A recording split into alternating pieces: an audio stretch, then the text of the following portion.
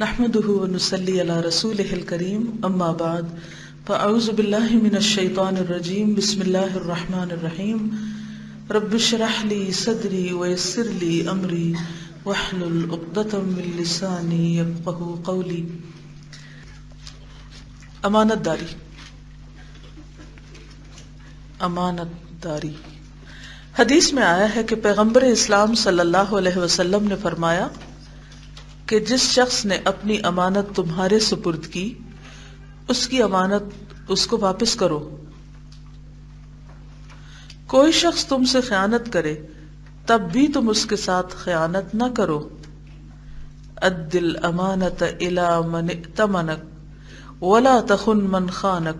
الترمذی. عام حالت میں ایک آدمی اپنی فطرت پر ہوتا ہے.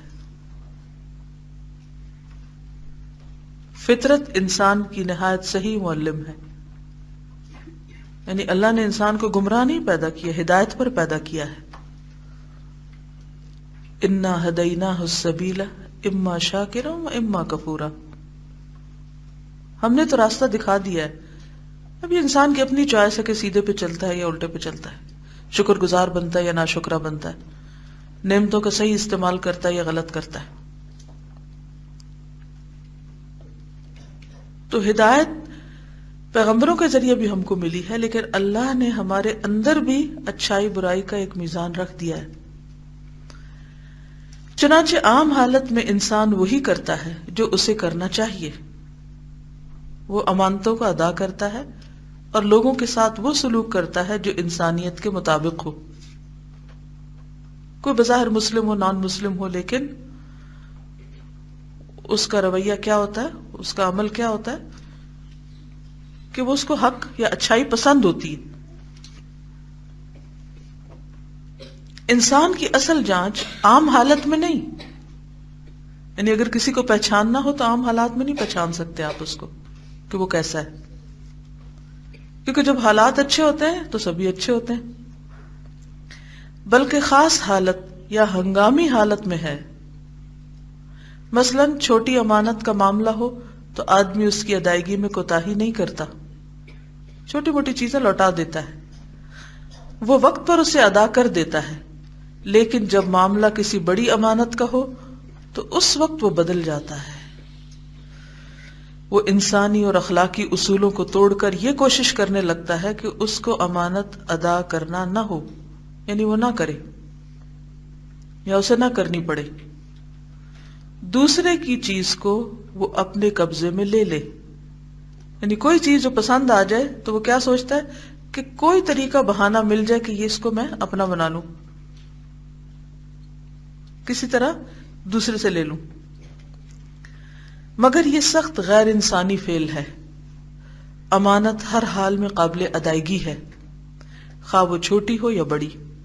حتیٰ کہ اگر صاحب امانت کے پاس اپنی امانت کے حق میں کوئی ثبوت موجود نہ ہو تب بھی وہی اپنی امانت کا مالک ہے، اور امانت دار پر اس کی ادائیگی اسی طرح ضروری ہے جس طرح ثبوت کی موجودگی میں ضروری ہوتی ہے. مثلا کسی نے آپ کے پاس کوئی چیز رکھی لیکن لکھا نہیں، لکھت پڑھت نہیں ہوئی، گواہی نہیں ہوئی. اب آپ کا کیا فرض بنتا ہے کہ اس سچویشن سے فائدہ اٹھا لیں کہ چونکہ کہیں لکھا ہوا نہیں، یہ شخص کوئی ثبوت نہیں لا سکتا تو میں نہ بھی دوں تو کیا فرق پڑتا ہے، میں مکر جاتا ہوں، یہ میرا کچھ نہیں بگاڑ سکتا. آپ ایسا کر تو سکتے ہیں، لیکن ایسا کرنا انسانیت کے بھی خلاف ہے، مسلمان ہونا تو دور کی بات. انسان کا حال یہ ہے کہ عام حالت میں وہ لوگوں کے ساتھ بدمعاملگی یا خیانت نہیں کرتا، عام حالات میں نہیں کرتا. لیکن جب کوئی شخص اس کے ساتھ خیانت کا معاملہ کرے تو وہ رد عمل کی نفسیات میں مبتلا ہو جاتا ہے، ریئیکشنری ہو جاتا ہے. منفی جذبات سے مغلوب ہو کر وہ چاہنے لگتا ہے کہ جس نے اس کے ساتھ خیانت کا معاملہ کیا ہے وہ بھی اس کے ساتھ مزید اضافے کے ساتھ خیانت کا معاملہ کرے تاکہ اس کو مزہ چکھائے. مگر ایک شخص کی خیانت دوسرے شخص کے لیے خیانت کو جائز نہیں کرتی. یعنی اگر کوئی آپ کے ساتھ برا کرتا ہے تو آپ کے پاس اس کا جواز نہیں ہے کہ آپ اس سے بڑھ کے اس کے ساتھ برا کریں، آپ بھی بد اخلاقی پہ اتر آئیں. ایسا نہیں کرنا ہوگا. امانت میں کیا کیا چیزیں شامل ہیں؟ یہاں جس امانت کا ذکر ہے وہ ٹینجیبل ہے، کوئی چیز. مثلا کوئی شخص آپ کو اپنا قلم دے کہ ذرا رکھ لو، میں ذرا باہر سے ہو کر آتی تو لے لوں گی. اچھا جو وہ شخص واپس آتا ہے تو آپ کہتے ہیں مجھے کب دیا تھا؟ مجھے تو نہیں دیا تھا تم نے. تو یہ کیا ہے؟ اس میں جھوٹ بھی اور خیانت بھی. اگر دیکھا جائے تو جھوٹ ہر برائی کے بیچ میں ہوتا ہے، ہر خرابی کی جڑ میں جھوٹ ہوتا ہے. پھر عام طور پر ہم گفتگو میں خیانت کرتے ہیں کہ میرا یہ راز ہے تمہارے پاس اور تم اسے آگے نہیں بتانا، کسی اور کے ساتھ شیئر نہیں کرنا. پھر کیا ہوتا ہے؟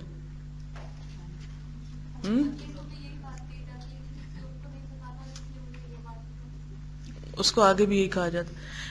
اول تو یہ ہے کہ اس معاملے میں اصول یہ ہے کہ ہم کوشش کریں کہ جو باتیں ہمیں کسی کو نہیں بتانی وہ خود ہی نہ بتائیں.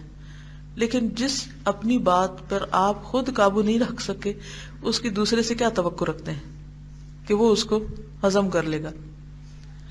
لیکن بعض اوقات انسان کی ضرورت ہوتی ہے کہ اس کو کوئی بات دوسرے کو بتانی پڑتی ہے کسی بھی وجہ سے. قرآن پاک میں بھی اس کی مثال ملتی ہے کہ اذ اسر النبی الی بعض ازواجہ حدیثا فلما نبأت به اخبرہ اللہ. اللہ کے رسول صلی اللہ علیہ وسلم نے کیا کیا؟ اپنی بعض ازواج میں سے کسی کو ایک بات بتائی. اذ اسر النبی الی بعض ازواجہ حدیثا. اچھا فلما نبأت به، ان کے اندر نہ رہ سکی، انہوں نے آگے بتا دی. وَأَظْهَرَهُ اللَّهُ عَلَيْهِ، اللہ نے بتا دیا کہ بات آگے جا چکی ہے. عَرَّفَ بَعْدَهُ وَأَعْرَضَ عَنْ بَعْضٍ، تو آپ نے بعض بات تو جتلا دی اور بعض سے اعراض کیا. فَلَمَّا نَبَّأَهَا بِهِ قَالَتْ مَنْ أَنبَأَكَ هَذَا، جب آپ نے اس خاتون کو بتایا کہ تم نے بات آگے کر دی تو کہنے لگی آپ کو کس نے کہا ہے؟ قال نبأنی العلیم الخبیر، فرمایا کہ یہ مجھے علم والے خبر رکھنے والے نے بتایا. تو اللہ تعالیٰ نے ازواج مطہرات کو بھی نہیں چھوڑا. اللہ تعالیٰ فرماتے ان تتوبا الی اللہ فقد صغت قلوبکما، کہ اللہ سے توبہ کرو تمہارے دل ٹیڑے ہو گئے. اور اگر تم نے ایسا نہ کیا وَإِن تَظَاهَرَ عَلَيْهِ، مقابلہ کیا، فَإِنَّ اللَّهَ هُوَ مَوْلَاهُ وَجِبْرِيلُ وَصَالِحُ الْمُؤْمِنِينَ وَالْمَلَائِكَةُ بَعْدَ ذَلِكَ ظَهِيرٌ. ہم کہتے ہیں معمولی سی بات ہے، کوئی فرق نہیں پڑتا. اللہ تعالیٰ فرماتے ہیں کہ اگر تم نے تعاون نہ کیا، توبہ نہ کی اور اپنے اس کام کو نہیں چھوڑا تو یاد رکھو کہ پھر جس کا مقابلہ تم کر رہی ہو اس کا مولا تو اللہ ہے، جبریل ہے، نیک مومن ہے، فرشتے ہیں. تو یہ جو رازوں میں خیانت ہے یہ بھی کوئی معمولی بات نہیں ہے. اور اگر کبھی ہم ایسا کریں تو ہمیں اس پر توبہ کی ضرورت ہے. پھر آپ دیکھیے کہ اسی صورت کے آخر میں اللہ سبحانہ و تعالی دو خواتین کی مثال دے کے بات سمجھاتے ہیں. ان خواتین نے بھی اپنے شوہروں کے ساتھ خیانت کی تھی. وہ کون تھی؟ آیت 10 میں ہے ضرب اللہ مثلا للذین کفروا امرأة نوح وامرأة لوط. نوح اور لوط علیہ السلام کی بیویاں کانتا تحت عبدین من عبادنا صالحین، وہ نیک بندوں کی بیویاں تھیں. فخانتاہما، انہوں نے بھی خیانت کی تھی، اپنے شوہروں سے خیانت کی تھی. تو شوہر سے خیانت کرنا کیا ہوتا ہے کہ وہ اگر کوئی بات آپ سے کرتا ہے اور یہ کہتا ہے کہ کسی سے نہ کرنا آگے، تو بیوی کا کیا فرض بنتا ہے کہ شوہروں کے راز کی حفاظت کرے. فالصالحات قانتات حافظات للغیب بما حفظ اللہ. نیک عورتیں فرما بردار ہوتی ہیں اور شوہر کے رازوں کی حفاظت کرنے والی ہوتی ہیں. تو بات یہ ہے کہ ہم اس معاملے کو ہلکا سمجھتے ہیں. یہ ہلکا نہیں ہے. نبی کے گھرانے کو بھی نہیں چھوڑا گیا، انبیاء کی بیویوں کو بھی نہیں چھوڑا گیا. خیانت کبیرہ گناہوں میں سے ہے. امانت ایمان کا حصہ ہے. حدیث میں آتا لا ایمان لمن لا امانت لہ. اس شخص کا ایمان نہیں جس کے پاس امانت نہیں.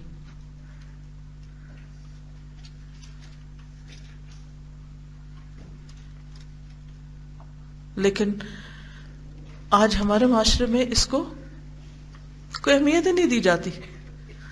بعض اوقات قسمیں کھا کے دوسرے سے وعدہ کر لیتے کہ فکر ہی نہ کرو، کسی کو نہیں بتائیں گے، بھول جاؤ، اور تھوڑے دن بعد پتہ چلتا ہے کہ بات کہاں سے کہاں پہنچ چکی ہے. اور اس کی وجہ سے کتنے فسادات ہوتے ہیں پتہ آپ کو. گھر ٹوٹ جاتے ہیں،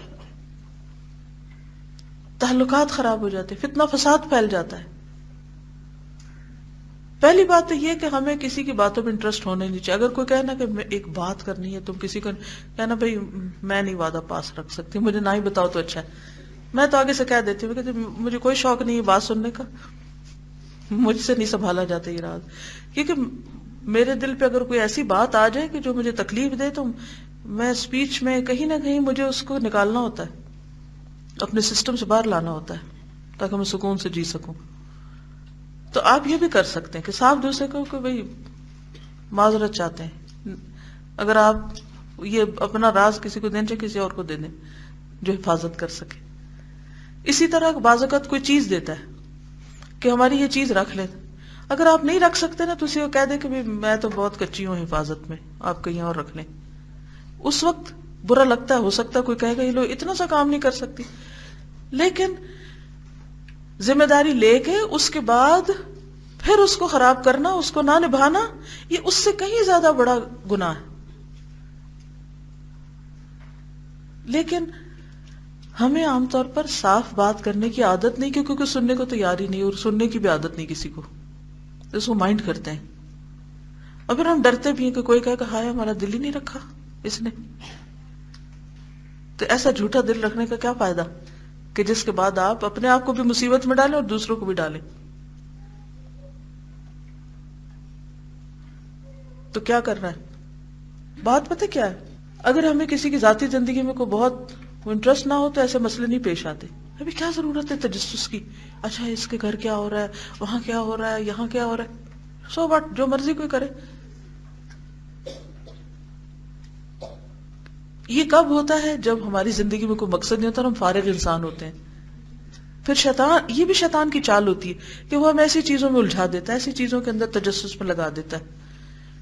اچھا جاؤ دیکھ وہاں وہ کون کس سے بات کر رہا ہے، جو مرضی کسی سے کرے. اور تجسس کی عادت میں نے کیسے چھوڑی؟ کیونکہ ہر بندے کے اندر ہوتا ہے نا، اور اس کی ایک وجہ ہوتی ہے کہ اللہ تعالیٰ انسان کو کچھ سکھانا چاہتا ہے نا، کہ انسان کے اندر تجسس نہ ہو تو کوئی سیکھے بھی کچھ نہ. ایک چیز تو جس نے مجھے فائدہ دیا کہ میں نے اپنا انالیسس کیا کہ میں کیوں کرتی ہوں تجسس، مجھے اس کی ضرورت کیوں پیش آتی ہے. تو عام طور پہ ضرورت کیوں پیش آتی ہے کہ انسان سوچتا ہے کہ کوئی میرے خلاف سازش کر رہا ہے، اور یہ بھی شیطان کا وسوسہ ہوتا ہے. آپ ہی کتنے اہم، اتنے اہم کہاں سے آگے کہ کوئی آپ ہی کے خلاف ہر وقت بات کرے گا. لوگوں کے اور بھی تو مسئلے ہو سکتے ہیں، کسی کی کوئی ضرورت ہو. دوسری بات ہے کہ اگر کوئی کرے بھی تو کسی کی سازش مجھے نقصان دے ہی نہیں سکتی جب تک اللہ نہ چاہے، کیونکہ ہر فائدہ نفع نقصان اللہ کے ہاتھ میں، بات ہی ختم. اور پھر اس سے آگے یہ تو انسان اپنے آپ کو سمجھا لیتا ہے اور کچھ کنٹرول ہو جاتا ہے، لیکن اپنے اندر پائی جانے والی ہر قوت کو چینلائز کریں. میں نے کیا کیا؟ پی ایچ ڈی شروع کر دی، ریسرچ، تجسس. وہ تجسس کی ایک پازیٹیو قسم ہے کہ اچھا صحابہ کرام کیسے رہتے تھے، کیا کھاتے تھے، کیسے سوتے تھے، کہاں جاتے تھے، کیا کیا کیا انہوں نے، اس کتاب کو پڑھ، اس کو پڑھ، اس کو پڑھ، وہاں جا، وہ دیکھ، سارا دن کتابیں کنگالتے گزر گیا. وہ تجسس کام آ گیا نا. اس کو چینلائز کریں. ہر انسان کے اندر خیر بھی اور شر بھی ہے. جب آپ اپنے شر کو کنٹرول نہیں کریں گے اور اس کو خیر میں نہیں بدلیں گے تو خسارے میں جائیں گے. تو ہمیشہ یہ دیکھا کریں کہیں کو غلطی ہو فوراً سوچا کریں وجہ کیا بنی، اپنا حساب خود لگایا کریں. منہ سے کوئی بات نکلی ہے یا کوئی اور ایسی گڑبڑ ہو گئی یا کوئی غلطی ہو گئی جس پتہ چل رہا ہے غلطی ہوگی، تو یہ نہیں کہ دبائیں اس کو. وَقَدْ خَابَ مَنْ دَسَّاهَا. ہم کیا کرتے ہیں، مسائل دباتے ہیں. نہ ذکر نہیں کرنا، نہ اب ہو گیا بس چھوڑو جانے دو. بھئی نہیں، اس کی اصلاح کرو، آئندہ نہ ہو. تو پھر کوشش کریں. اچھا پھر کوشش کرو، پھر ہو گیا، پھر سوچے کہ کون سی کہاں کمی رہ گئی تھی. تو انشاءاللہ جب آپ کوشش کرنے لگیں گے تو اللہ سبحانہ وتعالیٰ آپ کو راستہ بھی دے دے گا انشاءاللہ. مثلا بہت ساری چیزیں اکٹھی پڑی ہوتی، لیکن بعض اوقات ایسا ہوتا ہے نا کہ آپ اپنے کپڑے دھونے گئے ہیں اور کسی کا صابن اٹھا کے تو اپنے کپڑے دھو لی. یہ کیا ہے؟ خیانت ہے، چوری بھی ہے. اور اس وقت زیادہ خیانت بن جائے گی اگر آپ ڈیوٹی پر تھے کہ آپ کے حوالے لوگوں نے کی اپنی ساری چیزیں کہ یہ آپ نے ان کا خیال رکھنا ہے، اور آپ نے کیا کیا، انہی کی چیز لے کے اپنے کپڑے دھونے لگ گئے. اسی طرح اور بھی بہت ساری چیزیں، مثال کے طور پہ کھانا رکھا ہوا ہے نا 2 لوگوں کا، تو آپ کیا کرتے ہیں کہ اپنے حصے سے آگے جاتے. تو یہ چھوٹی چھوٹی چیزیں جب مشترکہ خاندانی زندگی ہوتی ہے نا تو اس میں بھی یہ ہوتی ہیں. جب ہمیں پتہ ہے، ہمیں دل گواہی دے رہا ہے، اور اس کے لیے حل کیا بتایا گیا کہ دوسرے کے لیے وہ پسند کرو جو اپنے لیے کرتے. تو اس طرح کی جتنی بھی چیزیں ہیں، اور آپ سوچئے بھلا ہاسٹل میں کیا ہوتا، مجھ سے زیادہ آپ جانتے ہیں. اور کیا ہو سکتا ہے، مثلا اچار کے 2 ڈبے ایک جیسے تھے، آپ کو پتا تھا کہ آپ زیادہ کھا چکے ہیں، لیکن آپ نے فائدہ اٹھایا اس کی شکل ایک جیسے ہونے کا، اور وہ اٹھا لیا جو آپ کو دل کہہ رہا تھا یہ کسی کا ہے. لیکن یہ کیا کیا آپ نے چوری نہیں کی کہ دوسرے کے سامنے ہی اٹھا رہے ہیں، مگر خیانت ضرور ہے کیونکہ آپ کو پتا تھا کہ یہ آپ کا نہیں ہے. ہاں بچوں کا معاملہ فرق ہے، کیونکہ حدیث میں آتا ہے انت ومالک لابیک. ایک لڑکے کو آپ نے یہ کہا تھا کہ تم اور تمہارا مال تمہارے باپ کا ہو. لیکن پھر بھی اس میں اس کا یہ مطلب نہیں کہ وہ جو کمائی کر کے لائیں ان کی جیبیں خالی کر دیں یا ان کی مرضی کے بغیر ان کے بینک اکاؤنٹ سے چیز نکلوا لیں. مطلب اس سے ایک مطلب اس کا یہ ہے کہ ان کی چیزوں پر ہمارا حق ہے، اور ہمیں ہر چھوٹی بڑی چیز لیتے ہوئے پوچھنے کی ضرورت نہیں ہوتی. لیکن پھر بھی ان کے علم میں، ان کے مشورے کے ساتھ، ان کی رضامندی کے ساتھ لینے سے تعلقات اچھے ہوتے ہیں. لیکن کبھی اگر ضرورت پڑی اور آپ نے ان کا کپڑا اٹھا کے کسی غریب کو دے دیا تو اس میں کوئی حرج نہیں، کیونکہ بچے بعض اوقات بہت بخیل ہوتے ہیں، نہ اپنی چیزیں نکالنے دیتے ہیں اور الماریاں بھری رہتی ہیں، اور اگر آپ ان کے سامنے نکالیں تو ایک بہت مصیبت آ جاتی ہے. تو پھر آپ کیا کرتے ہیں، جب وہ اسکول جاتے ہیں تو پیچھے سے ایک آدھ چیز نکال دی. اس سے کیا ہوتا ہے کہ اب یہ بظاہر کیا لگ رہا ہے کہ جیسے آپ نے خیانت کر دی، کہ وہ آپ کے پاس چھوڑ گئے تھے اور آپ نے پیچھے سے نکال دی. لیکن اس میں یہ خیانت نہیں ہے، کیونکہ ان کا مال آپ کا مال ہے، آپ ہی نے خرید کے دیا ان کو، یا ایون ان کے اپنے پیسوں سے بھی کوئی چیز ہو تو آپ آگے پیچھے کرنے میں کوئی حرج نہیں. ہاں شوہر کا مال، شوہر کے مال میں اتنا لے سکتے جتنی اس کی رضامندی ہو اور روزمرہ کی ضرورت کی جو استعمال کی چیزیں ہیں، لیکن بڑی اماؤنٹ نہیں لے سکتے جس پر آپ کو پتا ہے کہ وہ اس پہ راضی نہیں ہوگا، وہ اس کی اجازت سے لینی ہوگی. یس، اللہ اکبر. ڈیوٹیز بھی امانت ہے، عہدے امانت ہے. ہمیں کہا گیا کہ آپ یہاں پر کھڑے ہو جائیں اور سیل کریں سٹال پہ، اور ہم بغیر بتائے وقت سے پہلے بند کر کے چلے گئے. اتنے میں سے باہر سے کوئی آ گیا اور اس کو پتا تھا اس وقت سٹال کھلا ہوتا ہے، لیکن سٹال والے نے اپنے سے سوچ کے کہ اب کس نے آنا ہے، اور وقت بھی خیانت کر دی. یا پھر یہ کہ جو پیسے لیے ہوئے ہیں اس میں سے کچھ نکال کے آگے پیچھے کر دیا، یہ بھی خیانت میں آتا ہے. اتنا زبردست معیار دے دیا گیا کہ جو اپنے لیے پسند نہیں وہ کسی کے لیے بھی پسند ہے. اگر اپنے لیے نہیں پسند کہ ہمارا جوتا کوئی گیلا کرے، یا یہ مثلا چلے وہ تو ایک الگ بات ہے کسی کا جوتا بغیر اجازت لینا، یہ اس میں دوسری چیز بھی آتی ہے. ہاں اگر کوئی اپنا جوتا ہمارے پاس چھوڑ جائے کہ تھوڑی دیر ادھر رکھو میں ابھی آتی ہوں، اور ہم اسے پہن کے گھومتے پھرے اور توڑ کے رکھ دے. مشورہ بھی امانت ہے. Very good question. اس میں آپ دیکھیے کہ مثلاً کوئی آپ سے پوچھتا ہے کہ کیا خیال ہے میں اپنے بچے کو فلاں یونیورسٹی میں بھیج دوں؟ کیسی پڑھائی ہے؟ آپ کا بچہ وہاں پڑھتا ہے اور آپ کو پتا اچھی بلی پڑھائی ہے اور ٹھیک ٹھاک یونیورسٹی ہے, لیکن آپ کہتے ہیں نا وہاں نہیں بھیجنا. اور دل کے خانے میں چور کیا ہے کہ اگر اس کا بچہ بھی وہاں چلا گیا تو یہ تو انسیکیورٹی نا, کہ پھر تو یہ بھی میرے برابر آ جائے گی یا اس کو بھی کامیابی ہو جائے گی. تو آپ اس کو غلط مشورہ دیتے, یہ بھی خیانت ہے. انا اردنا الامانۃ علی السماوات والارض فابین ان یحملنها وحملها الانسان انه کان ظلوما جہولا. اولاد امانت ہے, ان کی صحیح تربیت نہ کرنا, ان کو اللہ رسول کی بات نہ بتانا اور ان کی صحیح پرورش نہ کرنا, یہ بھی ان کے حق میں خیانت ہے. بالکل علم بھی امانت ہے, بالکل علم بھی امانت ہے. اور علم کی امانت میں یاد رکھیے کہ جیسے پڑھیں ویسے پہنچائیں. یہ نہیں کہ اپنے پاس سے دو اور باتیں ایسی لگا لیں جو اس کا حصہ نہ ہو. مثلاً یہاں اس وقت میں بیٹھی ہوں نا, تو اس وقت آپ کو سکھانا بھی ایک امانت ہے کہ جو ہے اس کو ویسے پہنچایا جائے, اس کے اندر منمانی تشریح نہ کی جائے جس کا اس سے کوئی تعلق نہ ہو. صحیح طور پہ وضو کرنا بھی امانت ادا کرنا ہے. اس میں بازو کونیاں خشک یا ایڑیاں خشک, یہ خیانت ہے. پڑھایا کچھ جا رہا ہے اور آپ پیچھے بیٹھ کے کوئی اور کام کر رہے ہیں اور ٹیچر کو یہ شو کر رہے ہیں کہ میں کلاس میں ہوں جبکہ آپ کہیں اور ہیں.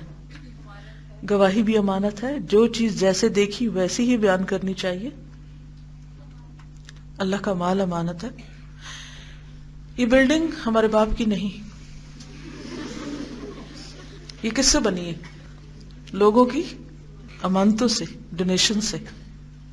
یہ بجلی, یہ پانی, یہ سب کچھ حق کے ساتھ استعمال کریں گے تو آپ کے لیے بھی اجر ہے اور جنہوں نے دیا ان کے لیے بھی اجر ہے. اور اگر آپ اس کو ضائع کریں گے تو خیانت ہے. انہوں نے آپ کو فضول میں ضائع کرنے کے لیے نہیں ڈونیشن دی. کوئی بھی چیز جسے آپ استعمال کر رہے ہو, صرف الوداع میں نہیں, کسی سرکاری ادارے میں جائیں, ہاسپٹل میں جائیں, کہیں جائیں, عام طور پر ہم کیا کرتے ہیں؟ پبلک پراپرٹیز کے ساتھ کیا کرتے ہیں؟ وہاں کی اسٹیشنری کے ساتھ کیا کرتے ہیں؟ اٹھا کے گھر لے آتے. لائبریری سے کتاب لے کر اس کو خراب کرنا, اسے پھاڑنا, اس میں سے کچھ صفحے نکال لینے یا اس پہ اپنی مرضی کی باتیں لکھ دینا, یہ بھی ٹھیک نہیں. جی, نگاہوں کی خیانت. قرآن پاک میں آتا ہے یعلم خائنۃ الاعین وما تخفی الصدور. مثلا امتحان میں نقل اتارنا, کسی کی اسائنمنٹ لے کے نقل مار کے دے دینا. وقت بھی امانت ہے, زندگی امانت ہے. ہمارا جسم امانت ہے, جسم امانت ہے, اس کو کٹ نہیں لگا سکتے, خودکشی نہیں کر سکتے. یہ سیرت کا بہت زبردست واقعہ ہے اور واقعی ایمان افروز ہے. نبی صلی اللہ علیہ وسلم جب غزوہ خیبر پر تشریف لے گئے تو وہاں پر ابھی حملہ ہونا تھا, تو ایک چرواہا جو تھا وہ بکریاں چرا رہا تھا باہر, آبادی سے باہر. تو اس نے آپ کے بارے میں سنا تھا, تو جب وہ آپ کو دیکھا تو آپ کے پاس آ گیا اور آپ کی شخصیت سے متاثر ہوا. تو اس نے کہا کہ میں مسلمان ہونا چاہتا ہوں. تو آپ نے کہا کہ سب سے پہلے تو تم یہ امانت واپس کر کے آؤ جس کی ہے, پھر تم ہمارے ساتھ شامل ہونا, یعنی اس جنگ میں. تو بات یہ ہے کہ دشمن کی تو ہر چیز انسان اپنے لیے جائز سمجھتا ہے, لیکن ابھی جنگ ہوئی نہیں, اور جہاں حملہ ہوگا وہاں سے تو جو ہاتھ آئے گا مال غنیمت وہ تو الگ چیز ہے. لیکن ایک شخص جو آبادی سے باہر ہے, چاہے آپ کے دشمن کی بکریاں چرا رہا ہے, لیکن ابھی آپ کا اس پہ حق نہیں ہے, وہ خیانت شمار ہوگی. یعنی ایمان لاتے ہی پہلا سبق جو آپ نے اس کو سکھایا وہ کیا تھا؟ امانت کا تھا. یہ جو ایک بات ہے نا کہ جیسے کہ کوئی برتن, کوئی کھانا بھیجتا ہے یا کسی کو کوئی کچھ ایسی چیز بھیجتا ہے کہ جو کسی کیریئر کے اندر ہے نا, تو لوگ چیز بھی رکھ لیتے ہیں, کیریئر بھی رکھ لیتے ہیں, حالانکہ اس کو انڈرسٹوڈ ہوتا ہے کہ اس کو لوٹانا. کچھ چیزیں تو اس کے ساتھ ہی آتی ہیں, اس کی پیکنگ کا حصہ ہوتی ہیں. جو چیز پیکنگ نہیں ہے تو اس کو اپنا بنا لینا کہ پسند آ گئی تو اب واپس نہیں کرنا, یا ہیلے بہانے سے رکھ لینا, یہ بھی ٹھیک نہیں. یہ الگ بات ہے اگر کوئی شخص کا نہیں مجھے ضرورت نہیں آپ رکھ لیں استعمال کر لیں تو پھر اور بات ہے، یعنی مالک کی مرضی سے. اور اس معاملے میں کیئرفل ہونا چاہیے، سستی نہیں کرنی چاہیے. اپنے طور پر انسان تمام حقوق کی ادائیگی جو ہے وہ امانت کی ادائیگی ہے، اور جان بوجھ کر اس میں کمی کرنا. ایک تو کہ انسان ہونے کے ناطے انسان سب کے ساتھ پورا آ ہی نہیں سکتا، لیکن جہاں آ سکتا وہاں جان بوجھ کے نہ کرنا وہ ٹھیک نہیں. سستی کے ساتھ کانشیس ہوتے ہوئے بھی اگر کچھ غلط ہو جائے، انسان ہے نا، کمزور ہے، کبھی نفس غالب آ جاتا ہے، کبھی شیطان غالب کر آ جاتا ہے، کبھی کچھ ہوتا ہے. تو جو ہی ریئلائزیشن ہو کہ غلط کیا ہے تو کیا کریں؟ انڈو کریں، اچھا کریں. اس کے بعد استغفار کرے، صدقہ کرے، اور زیادہ اچھا کرے، پہلے سے بھی زیادہ. جیسے دوا شافی میں ہم نے پڑھا تھا نا کہ بعض لوگ غلطی کرتے ہیں تو ان کی توبہ ان کا درجہ پہلے سے بھی زیادہ بڑھا دیتی، وہ پہلے سے بھی زیادہ اللہ کے قریب ہو جاتے ہیں غلطی کا احساس کر کے. کافی ٹائم ہو چکا ہے، نماز کے لیے تیاری کرتے ہیں کیونکہ صبح شام کی تھوڑی سی دعائیں بھی اگر ہو جائیں. سبحانک اللہم و بحمدک نشہد ان لا الہ الا انت نستغفرک و نتوب الیک. السلام علیکم و رحمۃ اللہ وبرکاتہ.